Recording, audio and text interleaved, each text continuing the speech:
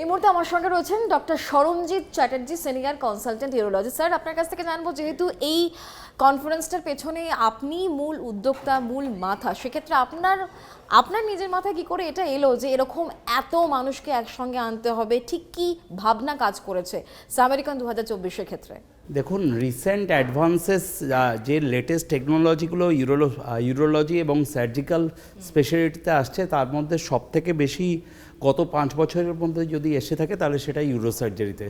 আর Samaritan বা medical surgical and critical care হচ্ছে এর মধ্যে হলমার্ক। তার কারণ হচ্ছে ইস্টার্ন ইন্ডিয়ার মধ্যে ফাস্ট রিজিউম সার্জারি বা রিজাম প্রসিজিওর বলুন, বা দুটো লেজার মেশিন একসঙ্গে ইনস্টল বলুন, বা 55 ইঞ্চেস 4D 3D ক্যামেরা বলুন, সমস্ত কিছু কিন্তু সামেরিটানে রয়েছে। আর দ্বিতীয় কথা হচ্ছে, এই কনফারেন্সের ভাবনাটা এখান থেকেই আসা যে আমার সারা দেশের যারা লিডিং কনসালটেন্ট, যারা those who are best thinking minds in India, like Dr. Shivaji Basu, Dr. Gopal Krishnan, Dr.